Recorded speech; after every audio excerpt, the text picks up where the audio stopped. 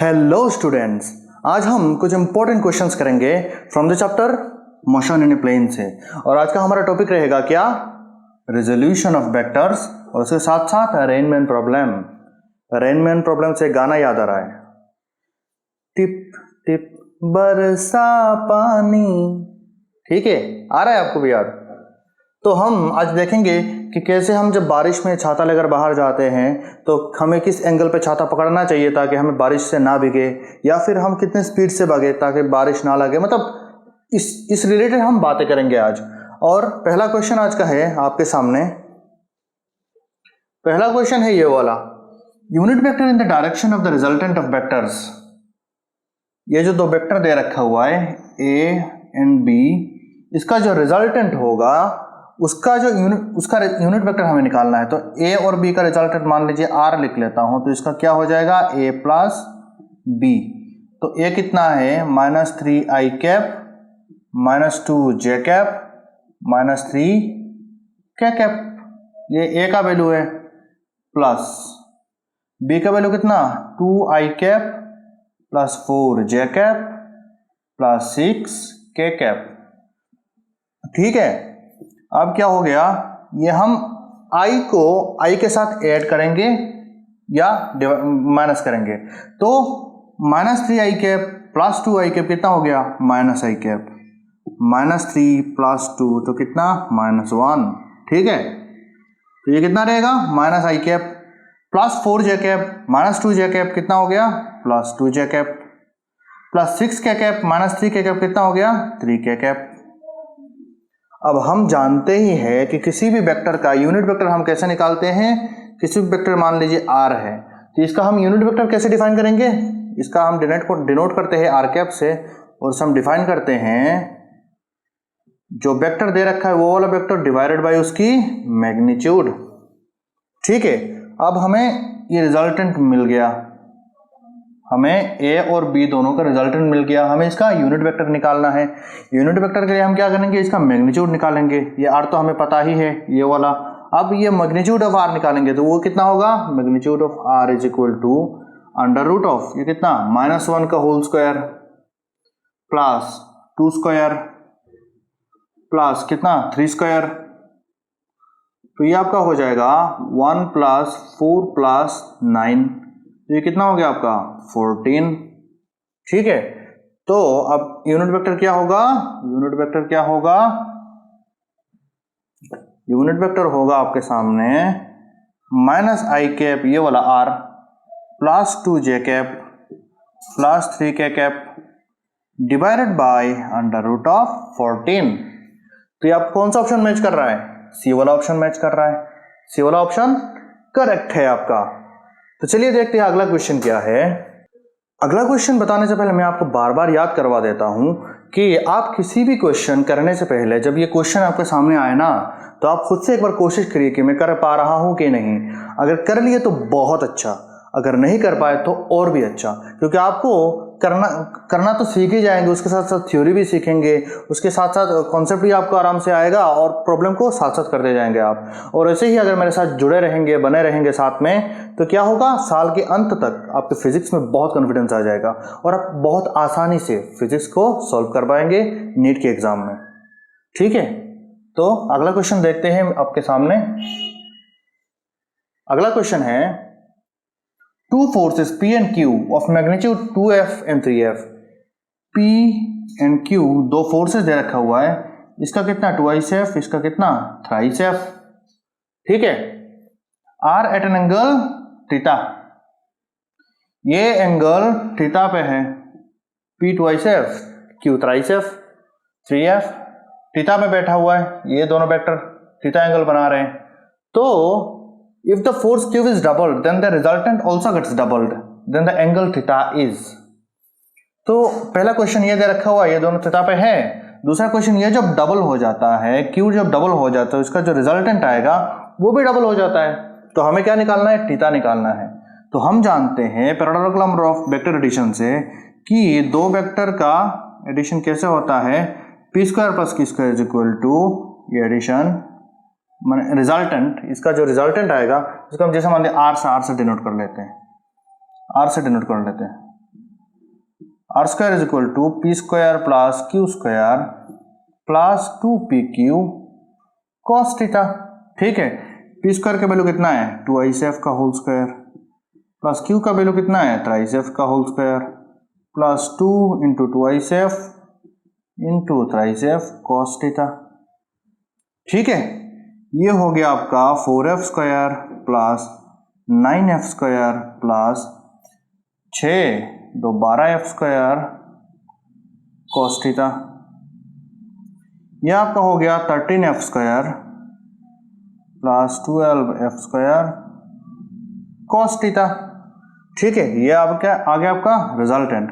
अब दूसरा कंडीशन ये बता रहा है कि जब Q डबल हो जाता है तो ये रिजल्टेंट भी डबल हो जाता है। ठीक है, तो जब Q डबल हो रिजल्टेंट डबल हो जाता है, तो रिजल्टेंट दूसरा वाला का रिजल्टेंट होगा पी स्क्वायर, हम ऐसे डायरेक्ट लिख लेते हैं, डायरेक्ट है 2ic का होल स्क्वायर प्लस ये कितना, ये 6f हो गया, डबल हो गया 6f का whole square 2 into 2ic into 6f cos theta.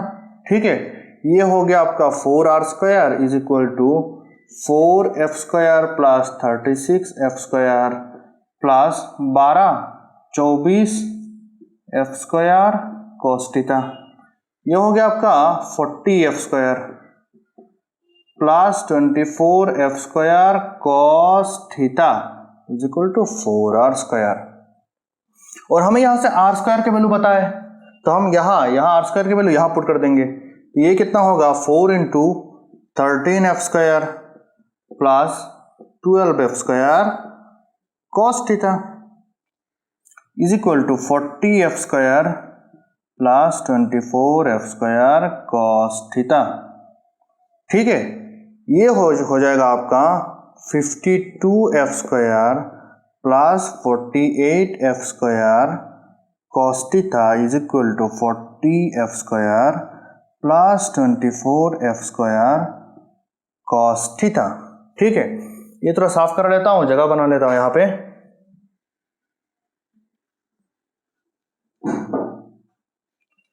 तो हमने जगह बना लिया, तो इससे ज्ञान भी मिलता है कि किसी चीज को आपके अंदर लाने के लिए किसी चीज को हटाना भी पड़ता है, कि जगह तो फिक्स है, दिमाग तो फिक्स है, किसी चीज को पाने के लिए किसी चीज को खोना पड़ता है। ये पास्ट हो गया, इसको मिटा दिया हमने, ये भी प्रेजेंट चल रहा है, इसको हम जी लेते हैं अभी। तो अभी इसका क्या होगा 52f स्क्वायर और 40f स्क्वायर, ये 40 हम इस तरफ लेके जाते हैं तो क्या होता है आपका 12f square is equal to 24f square, ये 48f स्क्वायर इस तरफ लाते हैं, इसको हमने क्या किया इस तरफ, इसको इस तरफ। ठीक है, ये 24 माइनस 48 कितना रहेगा -24f स्क्वायर कॉस थीटा। ठीक है, ये हो गया। अब cos theta is equal to -12f square upon 24f square, ये कॉस थीटा इसको हम इसके नीचे कर दिए। ठीक है, ये f स्क्वायर से f स्क्वायर कट गया, ये 2 टाइम्स कटा, तो ये कितना -1/2 कॉस थीटा। तो अगर cos theta is equal to -1/2 है तो थीटा इज इक्वल टू कितना, theta is equal to 120 degree. ठीक है, ये आपका कौन सा ऑप्शन मैच कर रहा है, ये बी वाला ऑप्शन मैच कर रहा है। तो हमने आसान भाषा में इस प्रॉब्लम को क्या किया, जैसे प्रॉब्लम में बताया ऐसे हम करते गए। एक ही फॉर्मूला लगा जो parallelogram law of vector addition से आता है। जैसे मान लो किसी भी वेक्टर पी एन क्यू है तो इसका हम रिजल्टेंट कैसे निकालेंगे, R square is equal to P square plus Q square plus 2pq cos theta. ये है हमारा फॉर्मूला, और एक ही फॉर्मूला से हमने ये प्रॉब्लम आराम से कर दिए। ठीक है, तो चलिए देखते हैं अगला क्वेश्चन क्या है आपके सामने। अगला क्वेश्चन है आपके सामने, given modulus of a plus b is equal to p और a minus b gives q, the value of p square plus q square. तो जब हम इसको स्क्वायर करेंगे तो हम क्या मिलेगा हमको, ये पैरेललोग्राम वेक्टर एडिशन, ये हो गया सब्सट्रैक्शन हो जाएगा। हाँ, तो हम क्या जानते हैं, P square plus Q square is equal to A plus B whole square plus A minus B whole square. ठीक है, यहां तो कोई दिक्कत नहीं होना चाहिए आपको। तो अब हम जानते हैं इसका जो स्क्वायर क्या होगा, A square plus B square plus 2ab cos theta. ठीक है, और इसका हो जाएगा कितना, A square plus B square, बिल्कुल ऐसे ही, लेकिन यहां पे सिर्फ माइनस आ जाएगा, माइनस 2ab कॉस थीटा। ठीक है, ये plus 2ab cos theta minus 2ab को minus plus 2ab cos theta minus 2ab cos theta cut गया, तो ये कितना रहेगा, ए स्क्वायर प्लस बी स्क्वायर, यहाँ पे एक और यहाँ पे एक, तो ये कितना हो जाएगा 2 टाइम्स ए स्क्वायर 2 टाइम्स बी स्क्वायर। तो ये जब 2 बाहर आ जाएगा तो कितना रहेगा, ए स्क्वायर प्लस बी स्क्वायर। ये वाला ऑप्शन, कौन सा ऑप्शन मैच कर रहा है, ये ए वाला ऑप्शन मैच कर रहा है। ठीक है, आपका ये वाला क्वेश्चन भी हो गया। ठीक है, अगला क्वेश्चन देखते हैं। अगला क्वेश्चन है आपके सामने ये वाला, ये रेन इज फॉलिंग, बारिश गिर रहा है, टिप टिप बरसा पानी के बरसात हो रहा है। अब क्या करें, rain is falling vertically with speed of 35 metre per second. बारिश ऊपर से नीचे की तरफ गिर रहा है, कितना स्पीड से, 35 मीटर पर सेकंड से। ठीक है, Wind starts blowing after some time। हा, साथ में बादल, हवा भी चल रहा है, धीमी धीमी सी हवा। तो क्या, wind starts blowing after some time with a speed of 12 metre per second. तो हवा भी चल रहा है 12 मीटर पर सेकंड स्पीड से, किस तरफ, ईस्ट टू वेस्ट डायरेक्शन। ठीक है, अब हमारा जो करेक्टर, हमारा जो एक्टर है, हमारा जो क्या बोलते हैं उसका, नायक है, नायक क्या करेंगे, in which direction from vertical should a boy waiting at a bus stop hold his umbrella. मतलब इनको बस स्टॉप पे खड़ा वेट करना है किसी का, बस का। अच्छा सोच लिया करो यार, बस का वेट कर रहा है बंदा, तो क्या करे, बस का वेट कर रहा है तो छाता किस तरफ लेके खड़ा रहे ताकि वो ना भीगे। तो हम क्या करते हैं, पहले इसका डायरेक्शन का अंदाजा लगा लेते हैं। इसके लिए आपको तो पता ही, हम सिंपल सा लेते हैं, हर किताब ऐसे ही लेते हैं, ऊपर की तरफ नॉर्थ, नीचे की तरफ साउथ, इस तरफ ईस्ट, इस तरफ वेस्ट, खत्म बात। ऊपर नॉर्थ तो नीचे साउथ ही होगा ऑब्वियसली, और दाएं की तरफ ईस्ट है तो इस तरफ वेस्ट ही होगा। ठीक है, आप ये स्टैंडर्ड मान लेना, स्टैंडर्ड इसलिए फिक्स नहीं है, स्टैंडर्ड इसलिए ताकि बाकी सारे किताबों में क्वेश्चन में यही माना जाता है। आप इस डायरेक्शन में ले, आप ऐसे भी इस डायरेक्शन में नॉट ले, कोई दिक्कत नहीं है, लेकिन आपको थोड़ा दिक्कत करना पड़ेगा, फिर उस फॉर्म में लाना पड़ेगा, दिक्कत होगा आपका। तो ये फिक्स कर लीजिए आप, ऊपर की तरफ नॉर्थ, नीचे साउथ, ईस्ट, वेस्ट। ठीक है, अब क्या हो रहा है, बारिश तो नीचे की तरफ गिर रहा है, ये तो फिक्स है। वेलोसिटी ऑफ रेन, बारिश नीचे की तरफ गिर रहा है, बारिश नीचे की तरफ गिर रहा है, और कितना, 35 metre per second, B R is equal to 35 metre per second. अब हवा किस तरफ चल रही, ईस्ट टू वेस्ट, मतलब यहां से इस तरफ, यहां से इस तरफ। ठीक है, यहां से इस तरफ, यहां बना लेते हैं, velocity of wind is equal to 12 metre per second. अब हमारा जो करेक्टर है, हमारा जो ये क्या बोलते हैं, नायक है, हीरो है, हमारा हीरो किस तरफ, हमारा हीरो इस तरफ, इसका रिजल्टेंट कुछ इस तरफ आएगा, रिजल्टेंट। तो ये एंगल मान लो थीटा बना लिया इसने। अगर ये 12 मीटर पर सेकंड है तो ये वाला कितना होगा, from parallelogram, law of vector addition, ये एक पैरेललोग्राम बन गया ना, तो इसका दोनों साइड सेम होता है, ये दोनों साइड सेम होता है, तो इसका अगर ये है तो 12 मीटर पर सेकंड है, तो ये इसका भी कितना हो जाएगा, कितना हो जाएगा, 12 मीटर पर सेकंड, समान समान। ठीक है, तो हमें क्या निकालना है, थीटा निकालना है, थीटा इज इक्वल टू ऐसे नहीं, tan theta is equal to, वो हम tan थीटा क्यों ले रहे हैं, क्योंकि हमें ये वाला एंगल पता, ये वाला पता है, ये वाला पता है, परपेंडिकुलर पता है, बेस पता है। किसी भी ट्रायंगल का जो जहां एंगल बनाता है उसका ऑपोजिट कितना, परपेंडिकुलर, जो एंगल इसके साथ रहता है वो क्या होता है, बेस, और इन दोनों को जोड़ने वाला क्या होता है, हाइपोटेन्यूज। ठीक है, तो tan theta equal to 12 metre per second upon 35 metre per second. 12/35।